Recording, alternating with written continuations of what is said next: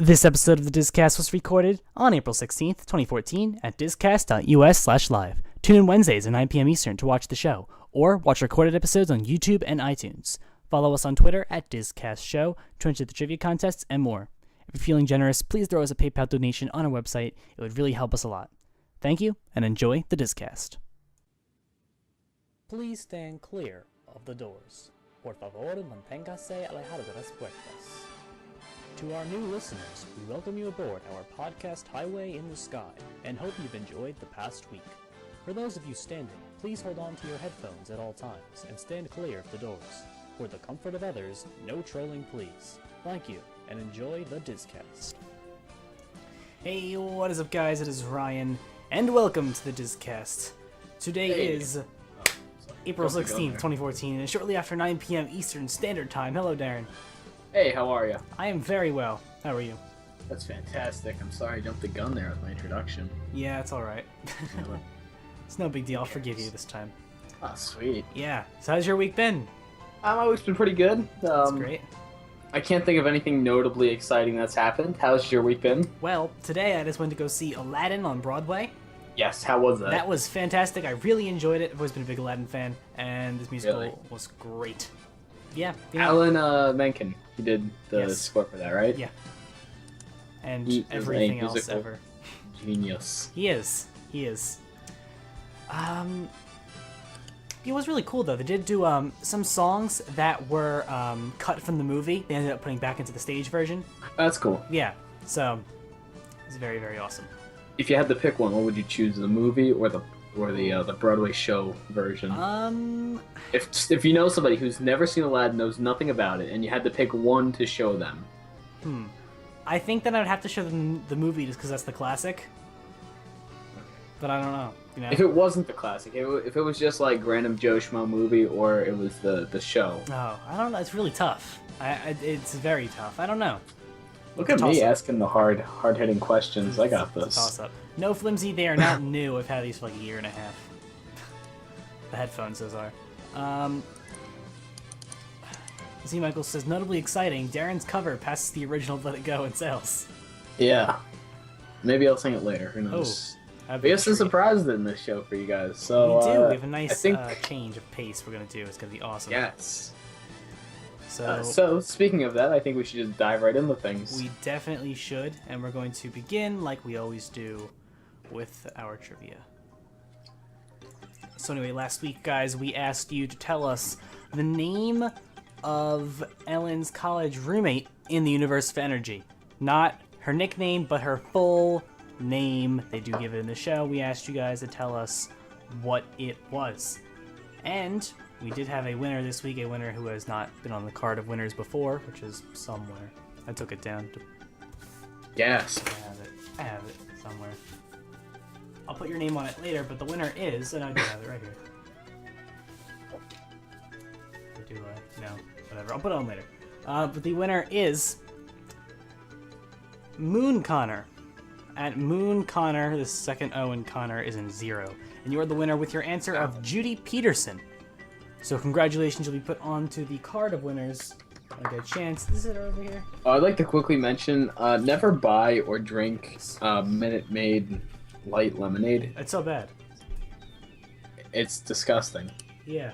It's because If I had something else to drink, I wouldn't be drinking this right now. And I'm pretty sure if you watched like earlier in the show, like at the very beginning, I made like a face as I was drinking it. So there's some reason to go watch the show tomorrow when it's up on YouTube. There you go. Just to see Darren. My wonderful face. It's not good because it's fake sugar. Yeah. It's not good for you, and it doesn't taste good. It's Yeah. for all those diet people who think that they're... Yeah, I had like nothing to drink in my house. I was just like, here, let me grab this. Like, this is literally like the last thing I had in my house to drink. Like, the can's even dented up. This just there's shows always like water. nobody in my house wanted it. There's always water. I got that too, but you know, I transitioned into that. Alright, there you go. Anyway, we do have Gotta another get question hypered for you up. guys this week. Oh, shut up, man. Yeah. Another trivia question for you guys this week. If you do know the answer, don't put it in the Twitch chat. Do not put it in the Twitch chat. Make sure you go onto Twitter, tag us at DisCast Show with the hashtag DisCast Trivia for your chance to win. And the question is, what is the land that encompasses Walt Disney World referred to as by the state of Florida? So there you go. One more Hold time. up, I want to bring something up from chat. Sure. Ryan, you eat sugar packets, says your girlfriend. Oh yeah, we were at a restaurant a couple times. Kind of took a sugar packet and ate it just for fun, you know. I don't know why that was relevant, but I mean, it's there. I don't know. She said it, not me. Yeah, I don't understand the relevance, but okay, it's there. One time in 9th grade, what are those like pixie sticks, right? Yeah. The sugar. I snorted one of those in lunch. That was coming. I knew that was coming. Anyway. Have you ever done that, or am I just? No, I've never done that, but I know people who have. Oh, it's the weirdest feeling in the world. Of course it is. And once more, a trivia question for you guys. What is the land that encompasses the Walt Disney World Resort referred to as by the state of Florida? So there you go. Put it over there on Twitter, and it'll be your chance to win. I can't have any more. This is gross. Exactly. And that's your trivia. And we're going to get right along to our news. Ugh. Darren just cleaning his mouth of the disgustingness. And we go right along to news. We start out, now guys, a few weeks ago, and you know, from the beginning of oh, Craig, the French segment is coming. Oh, we're having a French segment? Oh, it is gonna be here. Alright. It'll be short, but it will be here. Oh, I know what you mean. Yeah. Okay, that's actually kind of, it works. Okay, anyway, so obviously, in the beginning of this calendar year, we had the crane up in Magic Kingdom doing work on the castle, taking down lights and doing maintenance and all that kind of stuff. Part of that maintenance was repainting the turrets of the castle. Originally, they had this weird gray tint to them. Yeah. And we were confused. We weren't sure if they were going to keep them gray, because they looked terrible, or if they were doing something else. It was coats of paint that they were doing, and now it's done. And it looks fantastic. You can see now. Yeah, I love it. Yeah, the sun really glistens off it more. You get more of like a reflection of the sun back on it. It's just new paint. This is what they're doing with the Epcot repainting. Like, it's gonna be weird for now, then in the end it's gonna be good. And we're gonna be like, see, Disney, we always need to do something right eventually. Yeah, there you go. And I think it looks great. Yeah, I just wanted to mention that because I mean, all the work on that's officially done. I haven't seen pictures of it before yesterday, so wanted everyone else to see it as well. I think it looks absolutely amazing. I don't know if I didn't think to have a old picture up to kind of compare them, but yeah, whatever. That's that. Moving right along, we have look at the animatronics that are going to be used or are used in the Seven Dwarfs Mine Train attraction. I wish it was something new.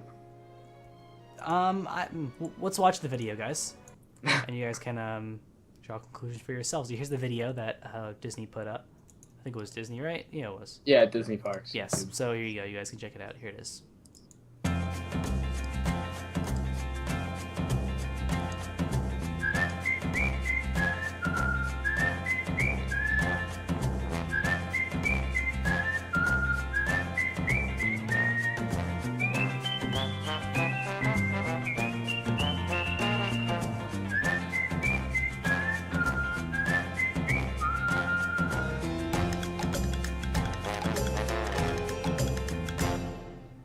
Woo! Yay! Yay! Like I said a few seconds ago, I feel like it should have been new technology there.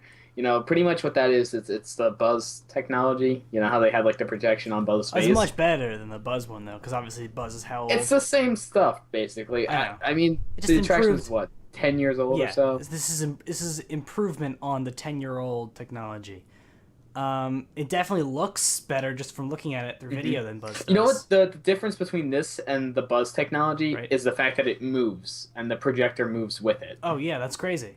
That's the only. I don't think it's a projection. I think it's just the. I thought it's a projection. I thought the eyes are actually illuminating it. Right? I don't think so. I'm pretty sure they are. I don't know. I mean, it looks cool. I don't really care. But you know what the issue is? If you ever take a flash picture, like of Buzz, he doesn't have a face. Oh, it is a projected face. Yeah. Image map projection face. Interesting. Yeah, that's what they did with Spaceship Earth for the Monsters announcement last year. Right. But it is a projection, which I thought was crazy. Yeah. All right. So like I said, obviously this emphasizes was the word I was looking for. This emphasizes the facial expression of the dwarfs. Right? Yeah, you really which get is to see what their it's designed. faces. Yeah. And how much of that do we really have on like the classic Fantasyland attractions? You just kind of it's a static face; it doesn't move. This kind of allows for more realism, more bringing a cartoon to life. You know.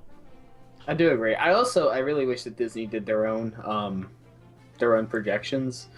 Something that I didn't even know. Disney doesn't make their own animatronics anymore. They're all done by a different company that does all the projections for anything, like all the major projections and animatronics. Disney hasn't done that since the late 90s. Oh, wow. I was looking at what the company's done. You know that big orange robot in Buzz? That was done by the same company. So. All right. Is that all they've done, that company? No, they've done a lot. Oh, okay. They did the. Who was behind? They did Sebastian. That's interesting because. Festival of Fantasy. That's another big one. And Fantasmic. They did Maleficent. On the Disney Parks blog, it did mention that Imagineering was involved in it. Oh, without a doubt. Well, I mean, they said these are some of the most detailed animatronics Imagineering's ever built, or something like that. Yeah, without a doubt, the Imagineers definitely have a hand in it. They're not just giving it to these people and they're saying, "Here, do something with it." You know, I feel like the company that does it just kind of has the technology to make it actually happen. Yeah. You know, when you think about Imagineers aren't the people that that have the technology. They're for the most part just the people that come up with it. Right. You know, that's kind of what the stereotypical like household name of Imagineer is. Yeah. It's just people that are developing the name and coming up with the name and doing things. Yeah. Yeah, I do think it looks awesome. I'm really enjoying how this looks. I'm looking forward to when it opens. And speaking of which, opening-wise, there's been tons of crews going around the outside, fixing up some last-minute things that they gotta get done. Ooh. And we have speculation of soft openings beginning this week and an opening date of early May. Which is huge. Nothing officially has been said, but there's tons of a soft opening watch forum posts open everywhere. People are saying, now, the weather might not be that great right now, and they might be waiting until like Saturday or so to finally start the soft openings, but the sign for the ride went up today. Really? They hid it. It's up, but it's hidden. You can kind of catch a glimpse of it if you want, but it's up there. God, Disney, stop teasing us. I know. Get this over with. As Spectre said, I wish the thing would just open already. Every day it's a new sneak peek. Yeah. But,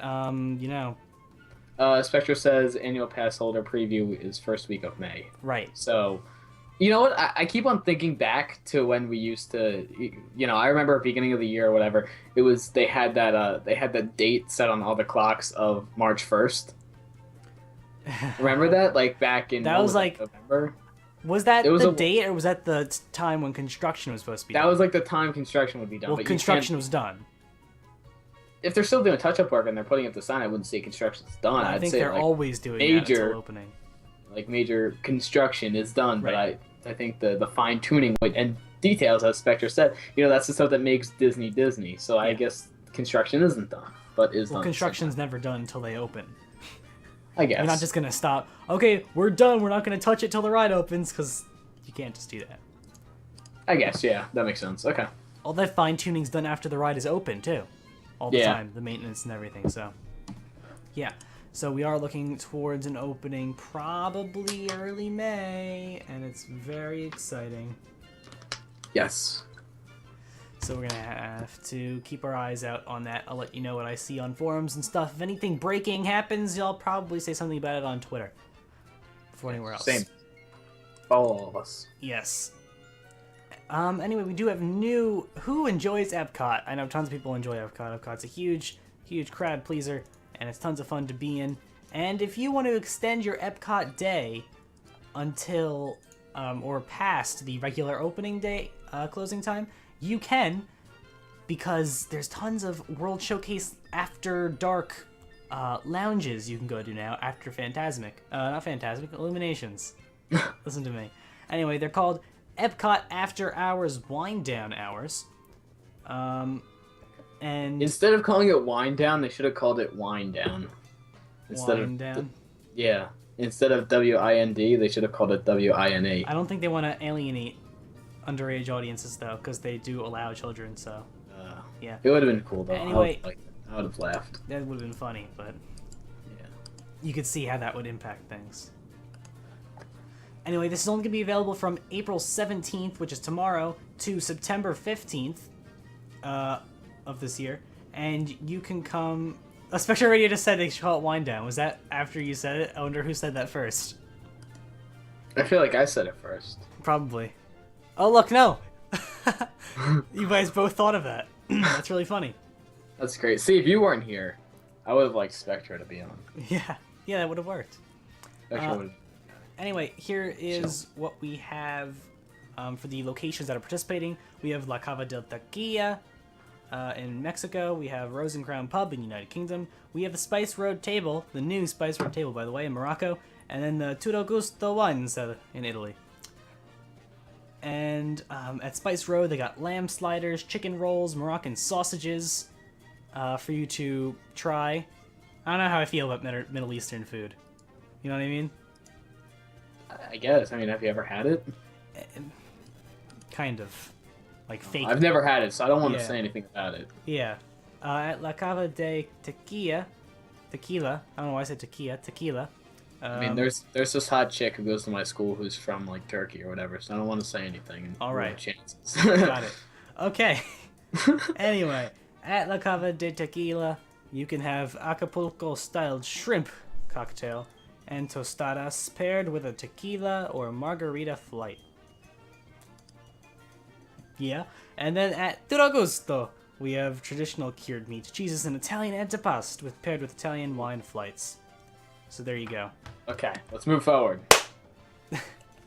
Anyway, last little thing. It's going at the end of Illuminations until 11 p.m. and it's $35 per lounge per person.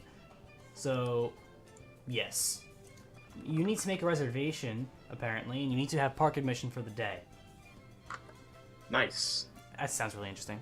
So, yeah, if you're going to be down there, make sure you go and check that out, because it will definitely be tons of fun. Okay, Hollywood Studios news. Hollywood Studios.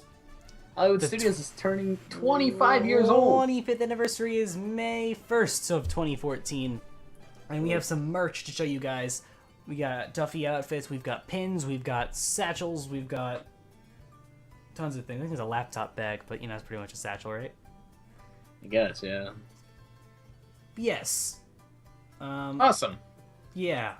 Cool things for you to own, I guess, tons commemorate of 25 years. Tons of pins, yada yada yada. You'd want to get it because there's only one 25-year anniversary, so... That's true.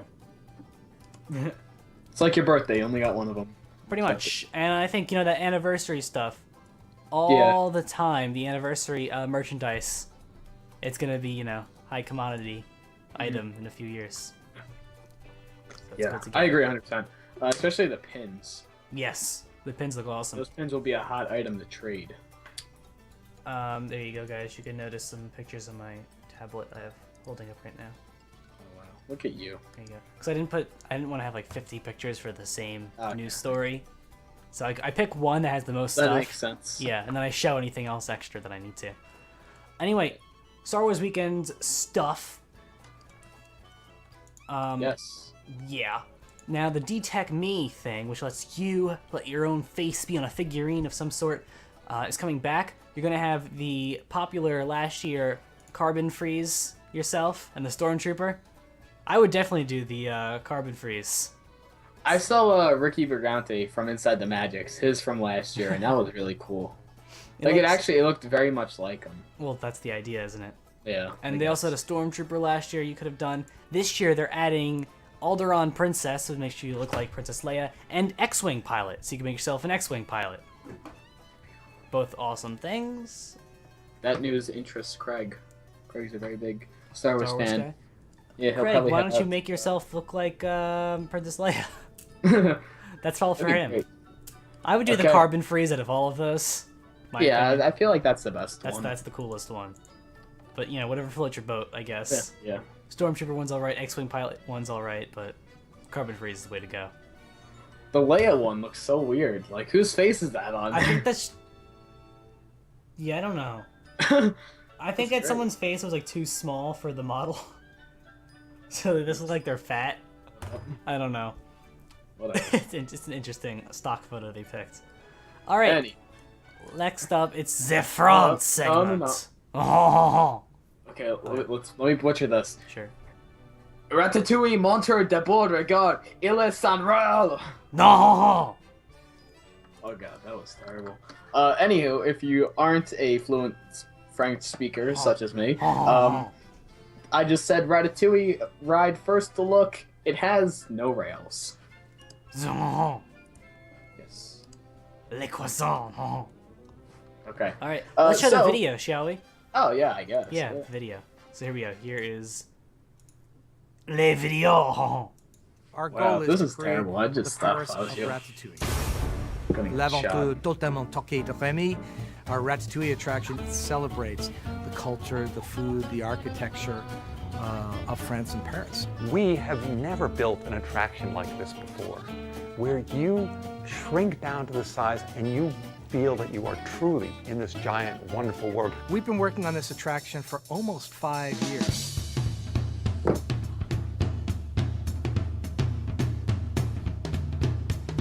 Everything is enormous. Giant oranges, a giant fish, giant ham suspended above you.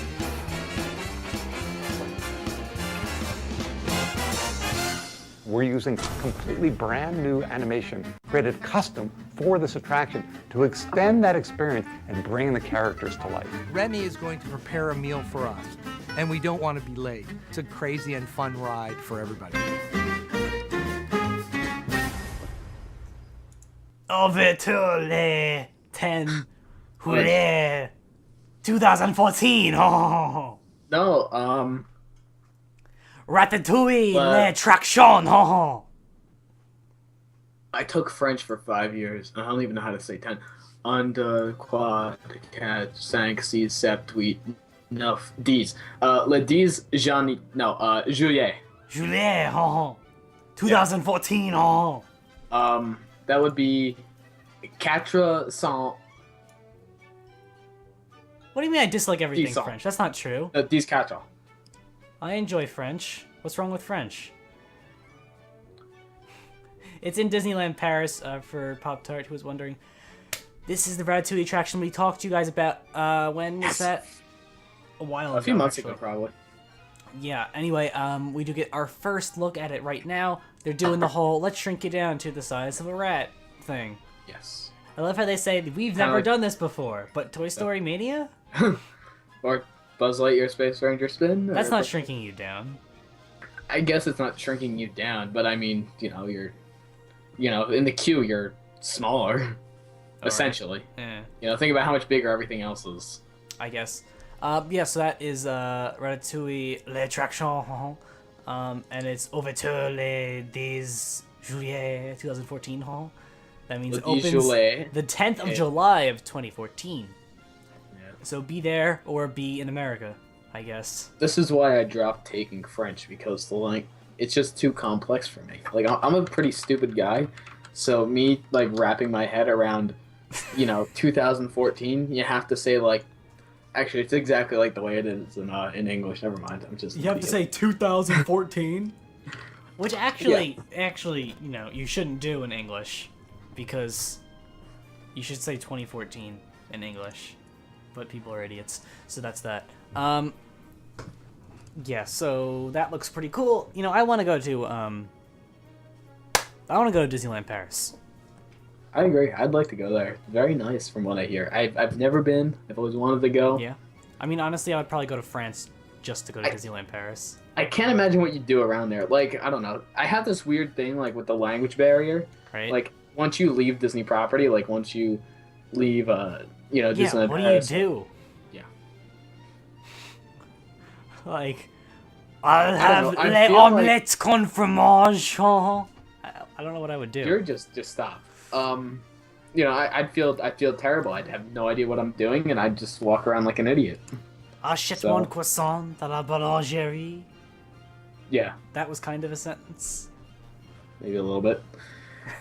Anywho, let's move past that massive disaster. That's our news. That's all the news we have. But it's all good because we had more things that we wanted to do. We have today. a new topic discussion. A topic discussion. Therapy thing. Group therapy? This is group therapy. Oh yeah. And Darren, we're here because we love you. We want to talk about your addiction. Yes. Hi, I'm Darren. I've been addicted to Disney since I was 6 months old, and YOLO. Anywho, so we've decided that we're going to change things up here on DisCast. We're just going to do a quick little test run with this week. It's kind of thrown together pretty last minute, so we're just going to hope that things kind of work well together. We've been kicking around this idea, mostly I have for the past few weeks, of shrinking down the size of the news segment, which, you know, you might have hinted at some point. I tried weaseling in discussions here and now. But we're going to be shrinking down the sections of the news, then we're going to start just overall Disney discussions, you know? It's kind of exactly what I said, discussions between two Disney fans and, you know, with the input of the other people. So I feel like this would work better in a larger live audience, but yeah, we'll but do you what know, we can. The people we have are dedicated to the parks, and what I want to do, things, so. hopefully, when we have more busy news days, this is what we kind of did when we had all the barrage of My Magic Plus stuff going on. We would start talking about the news, finish the news, then go back to like the beginning, talking about My Magic Plus, and do that for the remainder of the show. Do you remember that? Yeah. I want to kind of go back to doing that when we have more,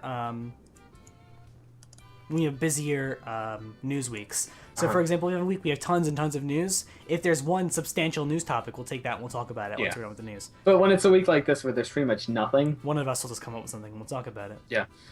So an hour ago, right? An hour and a half ago, yep. I told Ryan I want us to discuss the rising issue of theme park wars between Walt Disney World and Universal Orlando. The second theme park war. Yes. The first being in the late 90s, early 2000s. Mm-hmm. And I think this has become more apparent due to the massive expansions coming from the main parks of both the resorts. Yeah. You know, over on the Universal side, you have Springfield, you have the first Wizarding World of Harry Potter thing that happened a few years ago. Then you have the new Wizarding World of Harry Potter Diagon Alley thing coming to Universal Orlando, and then you have Hogwarts Express linking the two. And then, of course, like I just said, Springfield. Where's Disney in all of this? Well, Disney... Seven Dwarfs, and Disney just spent $1 billion, million, trillion, quadrillion dollars on My Magic Plus. So look, the main thing I want to discuss is, you know, Disney's always going to have the more numbers because it's Disney. There's no beating it. You know, there's no advertising campaign strong enough to beat that. Yet. But, you know, until maybe 6-7 years ago, you know, Universal, it's a very last minute thought. It's like, do we want to go to Universal or just stay on with Disney? Yeah, remember, I went to Universal for like 2 days of my life purely because Harry Potter opened. Yeah, see, that's the only reason I went. Yeah.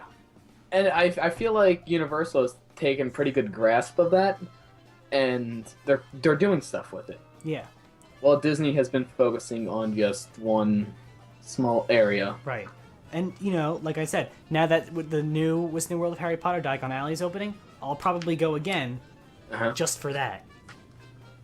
I hated Universal. I'm not a big rides guy. I'm not a big, you know, not Disney guy, but I do want to go to Universal just because of Springfield and the whole Wizarding World of Harry Potter. Right. Just massive expansions. No, but I've never been a Simpsons guy. But Harry Potter is something very near and dear to my heart, so that'll be something that I want to see. Okay, so let me run something by you. Right. Okay. So you've never been to Universal, right? Okay. Is this hypothetical? No. Hypothetical. Here's what we're doing. Right. You went to Universal and Disney. Right. Both times was right before the major construction began on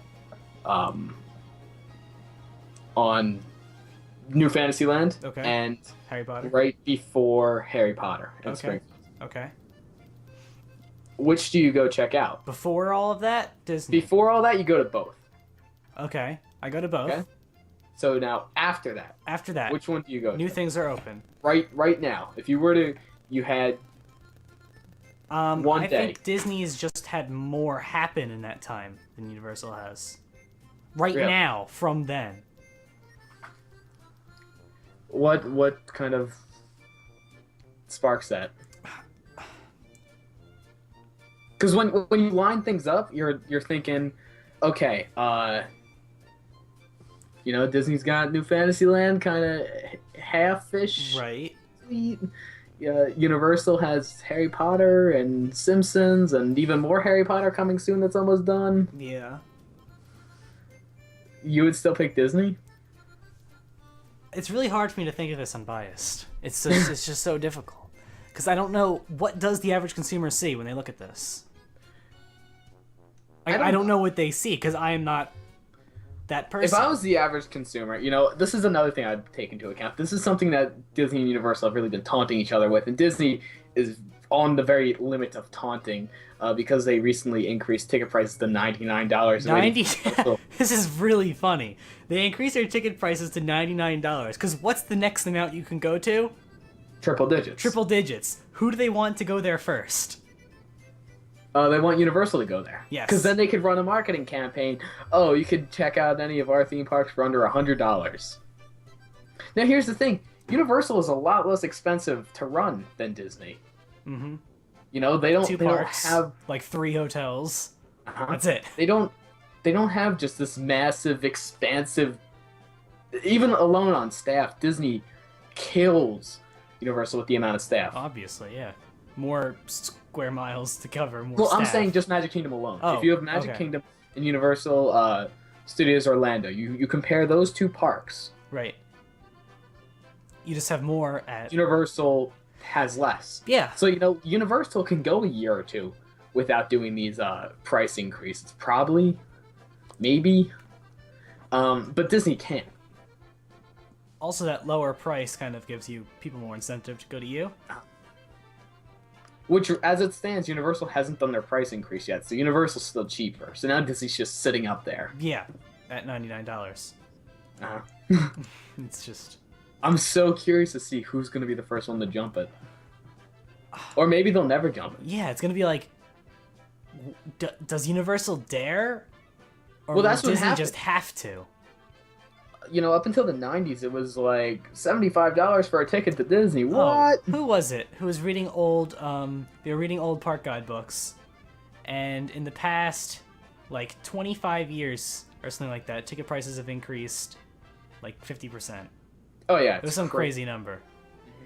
But, and now we're over here sitting $100 for a one-day ticket. Also, it's also tough for me to imagine this because I've never done a one-day thing. Mm-hmm. The only time I've been there, because we live in New York. Yeah. So it's not like I'm just there and like, oh, let's go check out Disney for the day. I don't do that because if I'm there, I'm probably there to go to Disney.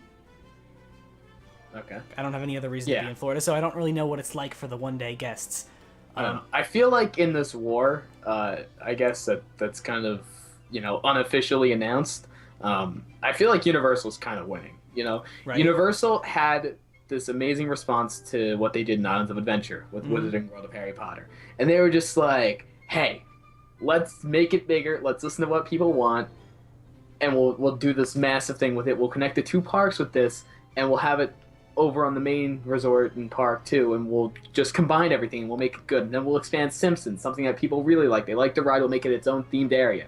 Now, what was Disney doing in this time? They've been Infrastructure. They've been solid on one project, and My Magic Plus. Yes. Here's the and problem. Fast Pass Plus, the main sector of My Magic Plus, which has done nothing but got criticized to all hell for the past 3 years. Here's the problem with infrastructure. Infrastructure is very important. However, does it bring new customers? No, it cheers up existing customers. I don't think Fast Pass Plus is doing that, though. Well, okay, just pretend like it's a huge success, right? Okay. Which it is turning into one. Slowly over time, it's becoming a success. Okay. It is. Like, it actually is. No, but, I completely agree with but let's pretend like we're at that point. Okay, so Disney spent the last couple of years... And $1 billion. And $1 billion, trillion, quadrillion, $1 million. Improving infrastructure. What has Universal been doing? They've been building new themed areas. They've been expanding on their most popular things. Has Disney been doing that? No. Yeah, at a slower pace. Test Track. Test Track. Nobody liked that. People just ride it because it's test track. Let's Right. be honest. That's the only reason people are still riding that attraction. Everybody hated the new design of it. Okay, You so know, people, let's... this is why I'm saying you can't take things like guest numbers and money into account because people just like things because of Disney. It's not taking the actual skill and, Right. the response from the people into it. Now, I remember a few months ago, I had said, so the Florida theme park wars might be reignited. And then I said, means nothing but good things for the consumer. Oh, without a doubt, yeah. Everything is good for us because each side wants to outdo the other one. So they're going to be making better stuff. Possible price decreases just because they want to compete. Yeah. Well, maybe a price decrease seems a little like too out there, but the content. Have they ever done a price increase? I feel like, Spectre just made an excellent point. He said Soarin' is a point. Yeah. Okay, go ahead. You go. Soarin' is at this point is mediocre quality film strip compared to Harry Potter. Yeah. I agree with that. And there's been this massive speculation over the past year and a half that they're going to be redoing Soarin'. They're going to be retheming it, making it much different. Especially the one in Epcot because it doesn't fit there at all. If they were able to make it around the world, then you could be like, hey, it's kind of it's the World land. Showcase, but It's the land. That's kind yeah. But yeah, I agree with that. As far as technology goes, it's behind. It's old. Universal taking massive control over Transformers, hitting that out of the park. Harry Potter hitting that out of the park. Yeah. Simpsons, which everybody was skeptical about. Everybody's like, how could you close Back to the Future? How does that happen? But they were losing the Soarin'. That's where the idea to bump that up. Because, back in the older times of Universal and Disney, back when Soarin' was first added, that was the comparison. It was Soarin' and Back to the Future. And Back to the Future was an old film strip compared to Soarin'. And so now Disney has kind of lost that, look at this amazing quality thing. But what does that mean for us? That means Harry it's Potter, Disney's turn. Transformers, and Simpsons. It's Disney's turn. That's a good thing. Now, And Avatar. That brings forth the question: have they Avatar. been waiting on Avatar Land? Is that what Disney's doing though? Is that their response? I think it is. I think that they're letting everybody take turns, and they're just kind of using Seven Dwarfs and New Fantasyland as like this buffer, because that shouldn't take as long as it did. You have to agree with me and say this took a stupidly long amount of time. Right. And as fast as Universal was able to bang out Diagon Alley and Simpsons and everything, Disney could have done a lot more with their time. So I feel like they've just been waiting on this because, now Disney has fallen behind as far as those show, I guess, the theater rides go, such as Soarin'. And that's kind of what that new glider ride might be in Avatar Land, kind of the one-up from that, from Harry Potter. Right. And they're just waiting to see what everybody's doing before they just start stamping on each other. And next thing you know, if things start getting really sloppy, they're going to be stamping on themselves. Yeah. And of course we have the whole, do we want to, innovate on something new that could drive a huge amount of people into us, or it could shy them away because it fails, or B, one up the competition's take on something like a motion simulator. Yeah. Which one do we want to do? And it's very tough because you have to start thinking, well, we could innovate, we could have something new, never before seen. It can create tons of revenue. Now hold up. Or now, it could fail. Where's There's the risk borderline? there. There's risk. Where's the borderline between innovation and just one-upping? Disney has all these different IPs that they could just pull from and do anything to. And, you could say anything from there is, one-upping people. Like a new Star Wars attraction or something with Marvel in the next 5 to 7 years. Yes, look at this. Marvel and Star Wars have two large followings, right? Massive. Those followings also kind of go into Universal's market. Like, those people, they probably share interests, right?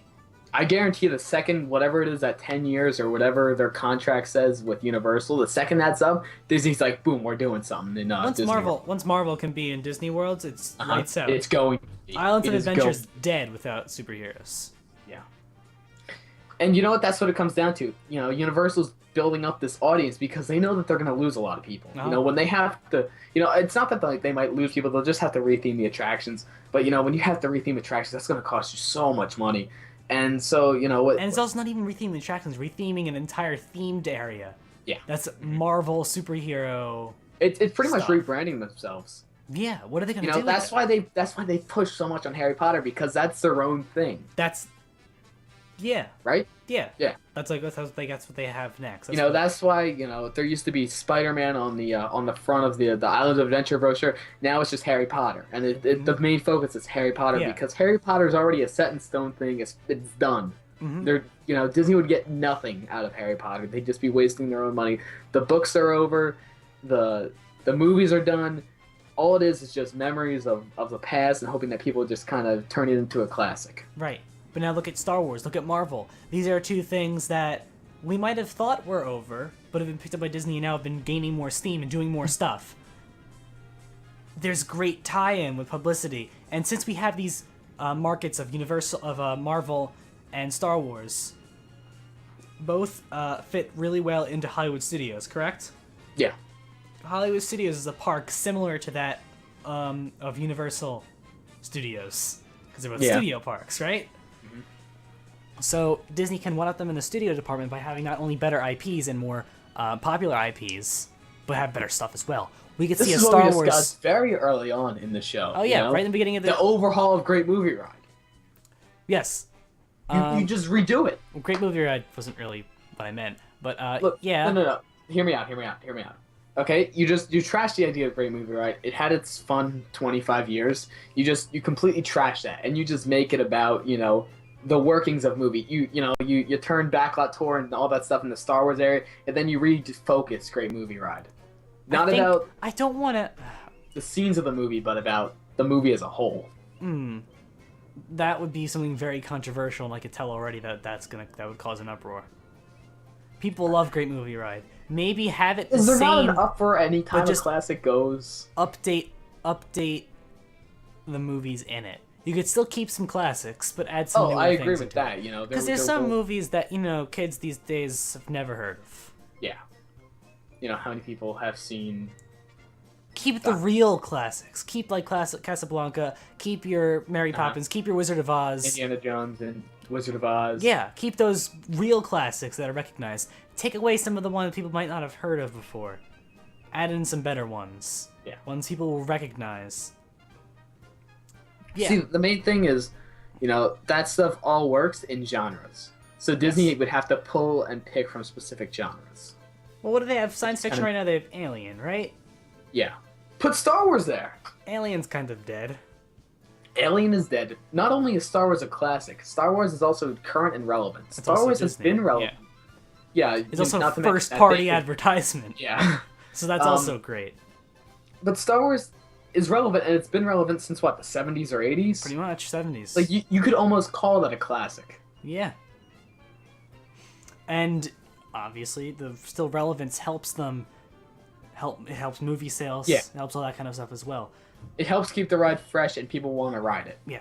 So, like I said, we're going back to innovation or... Yeah. It was innovation versus one-upping. Star Wars and Marvel can do both. Yeah. Disney. I agree with that. Disney, they can do that. That was my point going into it. So that's what I. So think now let's say step. you have the My Magic Plus $1 billion to spend. Billion, trillion, quadrillion, million. Yeah. Yeah, that's so much money. That's an actual correct amount. Okay. So you as a human being, as the CEO of either Disney or Universal, you're just sitting on this money. You're like, hey, we could allocate this money to whatever we want to do. What do you do with it?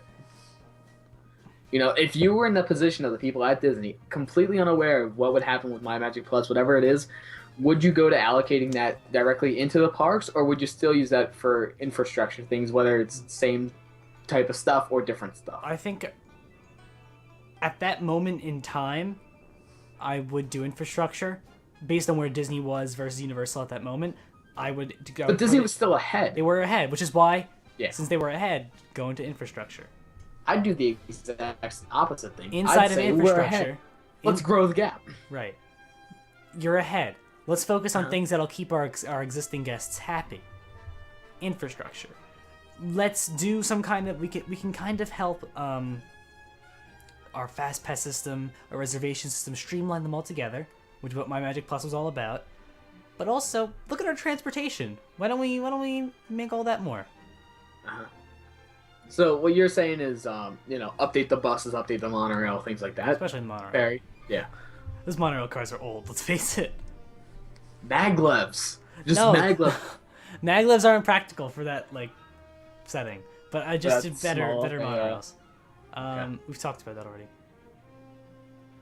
Yeah. That's my view on it. Now, let's say you were in the perspective of Universal. What would you do? You had $1 billion just sitting there. Harry Potter. That was our hugest success ever. Let's put more money into it. So you're saying... I remember when I left Universal after going over to Harry Potter, I thought, Hogsmeade, that's fantastic. What other areas from Harry Potter can they do? What I was thinking, because the only thing I liked at Universal was Harry Potter, my immediate reaction was, why don't they just forget about Islands of Adventure and make it all Harry Potter?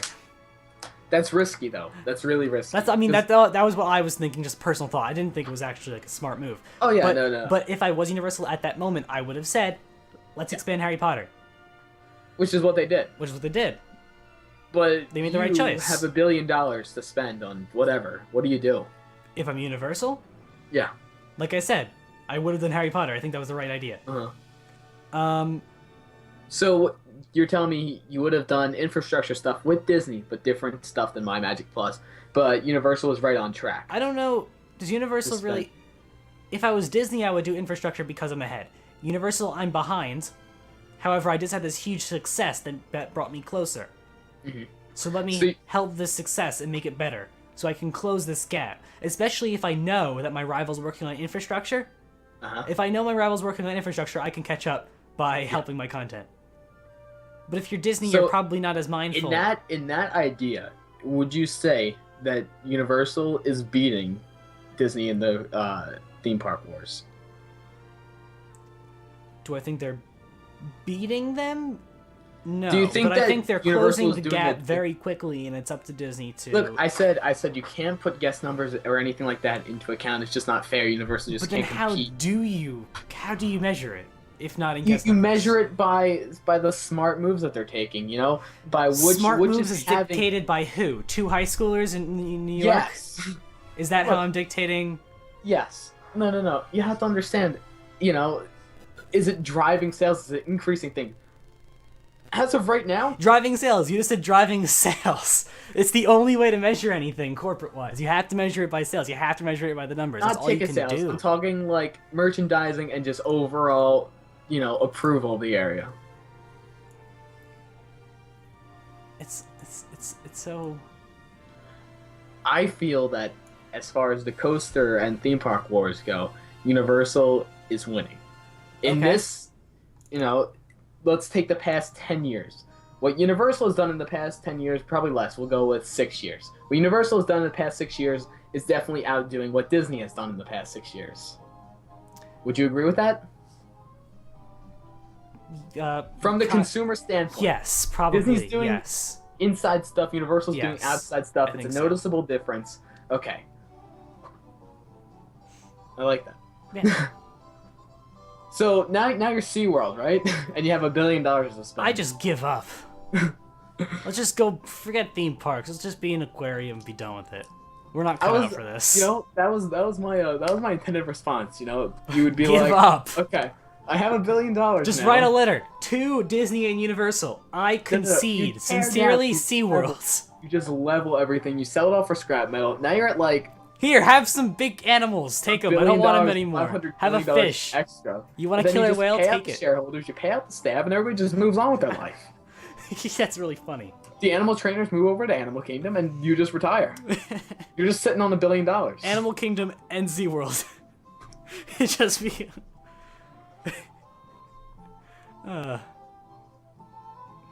Yeah.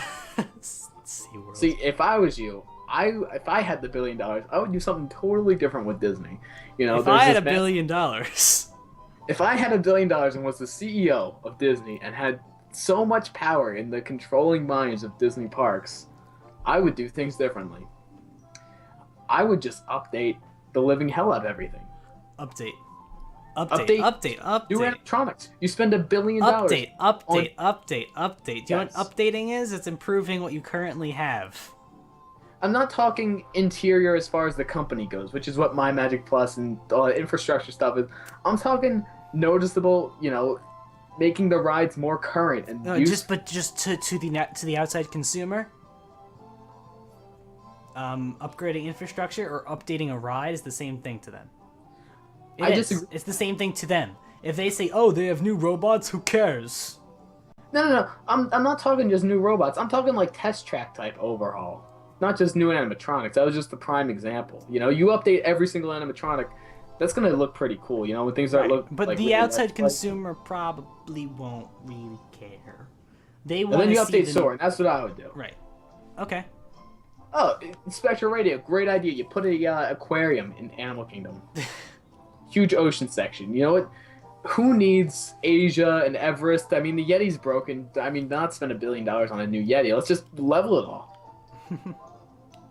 See, I would just if you're ahead, it's good to be ahead. If you're ahead, keep but that on. narrows the More gap. power. You have no idea from a corporate standpoint how risky that is, and why there was one day Tom Staggs got so pissed off he just sent all the Imagineers home. He just said, "Get out of my building."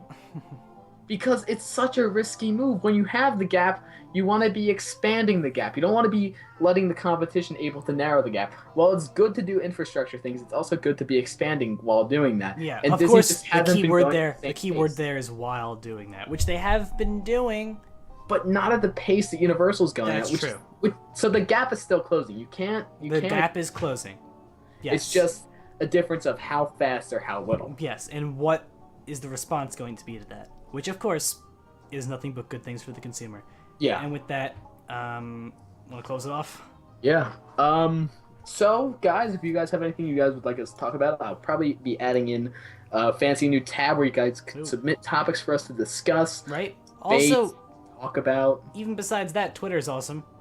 Yeah, Twitter, you know, Get on whatever. Twitter, at DisCast we'll get together before a show and we'll discuss things, and you could catch us all on our links and donate if you like the show. If you donate and put a topic for us to discuss, I'm sure that will bump that up to the top of the list. Of course we will. And in fact, put your ideas for topics in your donation notes.